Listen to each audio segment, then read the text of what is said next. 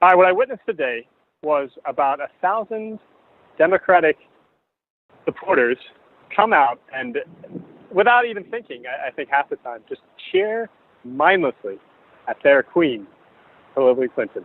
Well, that's what people do at campaign rallies. The gymnasium, we were told by the school that maximum seating capacity is 2,500 people. That includes all the bleachers and folding chairs on the floor of the gymnasium. What you said, 1,000 people? Is that your estimate of the crowd attendance? Yes, that's my estimate. About 1,000 people.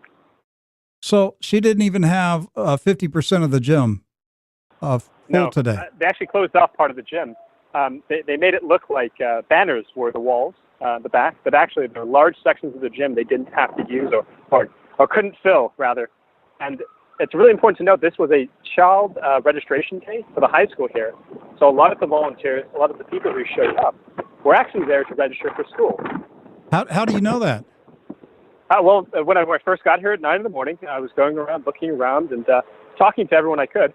And I found just all these kids everywhere. I was asking, hey, what are you doing here? They're like, oh, it's registration day for school. But our teachers, they told us we should volunteer at this political rally. I was like, do you know who's speaking? They're like, no, we're just volunteering. Wait a minute. You're saying the high school students who were registering today told you that their public school teachers told them they should attend the rally? Yes.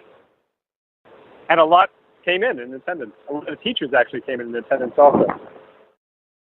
So a lot of the people, I mean, first of all, it wasn't even half full. And then among the people who were there, a lot of them were school teachers and students. Yes. I would say a lot of them were immigrants from the area, too. I would say about a quarter were students. About a quarter of the seats were filled with immigrants? Yes, immigrants and students. Was Sadiq Mateen there? No.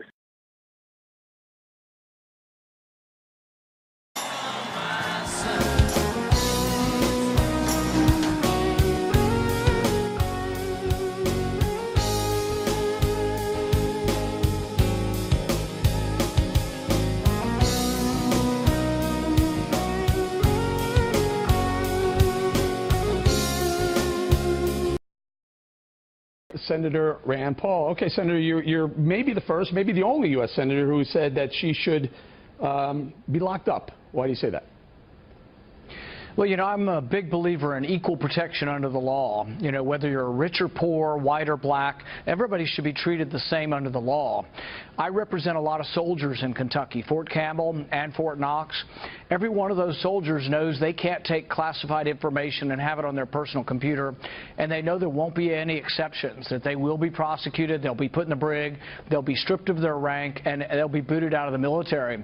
And so I don't think it's fair to hold our soldiers, many of them enlisted men and women, to one standard and then say to Hillary Clinton, oh, well, she can do whatever she wanted. I think anybody else in this situation would have been prosecuted, including General Petraeus, who had a similar situation where classified information was not where it was supposed to be and other people had access to it. They didn't do anything to give him a break. He was prosecuted. And so, no, I think it's very unfair that Hillary Clinton wasn't prosecuted. And this is one among several reasons why I think that really her dishonesty should preclude her from really being considered for Commander-in-Chief. And I find it hard to believe that Hillary Clinton, who all the news reports have said she was the biggest advocate for arming the Islamic rebels in Syria, many of whom turned out to be not only enemies of ours, some of them may have turned out to be ISIS, but some of them also turned out to be enemies of Israel as well. Analyst Judge Andrew Napolitano. Judge, you're listening to this. We're shaking our heads going, how much, this is almost textbook quid pro quo. Right. If it weren't so tragic, it would almost be laughable that the right hand permits the left hand to engage in this. What we have here, not only from Tom's work, and by the way, he's a single-handed, dedicated person who exposed all this by filing these Freedom of Information Act lawsuits. What we see here is a regular, consistent pattern of foreign governments, foreign entities, and foreign persons coming to the Clinton State Department and asking for favors. Favors she is lawfully allowed to give, an exemption from this rule, permission to do that, the opportunity to purchase this. And then after the favor is issued, formally using the formal power that the federal law gives to the Secretary of State, huge contributions are made to the Clinton Foundation, and in some cases, huge speaking fees to Bill Clinton himself, by huge. $750,000, $500,000 to former President Bill Clinton, the husband of the Secretary of State, for a 35 minutes producing a speech. Yeah. He's producing some exemption from American federal regulation or some opportunity in America for these people that are hosting the speech that only his wife can give. Eric, in my view, this is an easier case for the FBI to prove than the email case was. It's easier for the public to understand. It's easier for They don't seem to be going too much into this whole pay-for-play thing where it looks like if you wanted access to the State Department under Hillary Clinton, you just gave them a bunch of dough. And now there's a story that her chief of staff in 2012 left the State Department for a day, came to New York City to interview somebody for the Clinton Foundation. There was supposed to be a line of division there. Apparently not. Apparently not. And remember, Huma Abedin and Cheryl Mills, the person who went to interview someone for the Clinton Foundation, they are that triumvirate that were on the private server. And I have said from the beginning that the whole purpose of that server and no one having access to the information that the three of them had, Hillary, Huma, and Cheryl Mills, her attorney, her pit bull from the days of Bill Clinton's impeachment when he was in the White House, was to make sure that monies that were funneled through the foundation were protected from disclosure. So it makes perfect sense that Huma Abedin and Cheryl Mills would be involved in this. Huma's paid by the foundation and the State Department. Cheryl Mills is the one who was interviewing for the foundation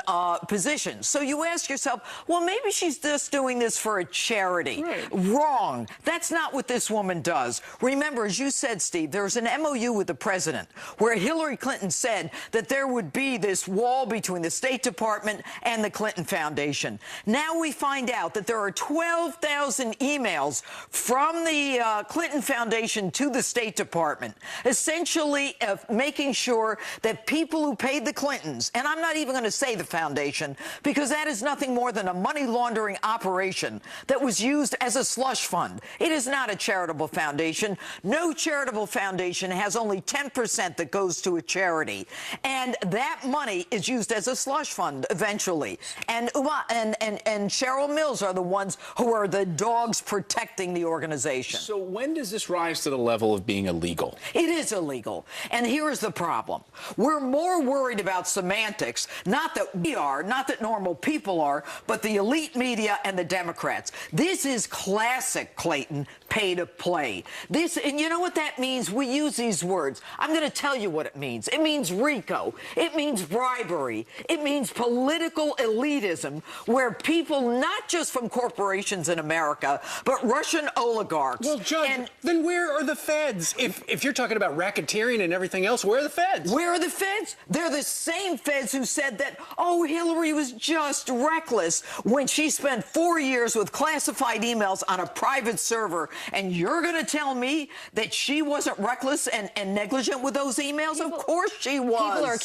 The name of the man is Mr. Shigori, and he's a billionaire. He gave between $1 million and $5 million to the Clinton Foundation, committed to $1 billion program associated with the Clinton Global Initiative, which is also part of the foundation. And so the Clinton Foundation's top operative, Doug Band, communicates with Clinton's top aides at the State Department saying he wants to talk to someone, your top guy, about Lebanon. And, you know, he says he's important to us, which translates to most normal people as he's important to us because he's a big donor to us. And so people have raised the issue is, why is it that Mrs. Clinton, who promised to stay out of Clinton Foundation business, almost immediately the Clinton Foundation and her top aides are trying to take care of a Clinton donor? Now, if you Exactly, and Abedin and Cheryl Mills, who is also involved in this process, had been closely associated with the Clinton Foundation. In fact, Abedin later went to work for the foundation while working for the State Department at the same time. So this is working hand in glove, and Mrs. Clinton promised, in order to get it confirmed as the Secretary of State, to keep the Clinton Foundation out of State Department business, and those rules and that promise and that ethics agreement was violated almost immediately. Can you question who agreed, who thought would be a good idea, and who agreed, who signed off on whom Abedin being able to work for not only the State Department but simultaneously work for the Clinton Foundation? I mean, I don't know if it's a conflict or corruption, but someone had to sign off on that, right? Yeah, later we found the document. We thought initially it was signed by Hillary Clinton because her name is on the form, but Cheryl Mills, her chief of staff, signed it for her. So, again, approved at the upper reaches at the State Department. Wow. I mean, there are Mills, so by the many way, levels. Yeah, go ahead. Mills, by the way, later went to work for the Clinton Foundation and is now with the foundation after honestly, the State Department. the incestual relationships between these two, there's more to come, I'm guessing. Tom, thank you very much.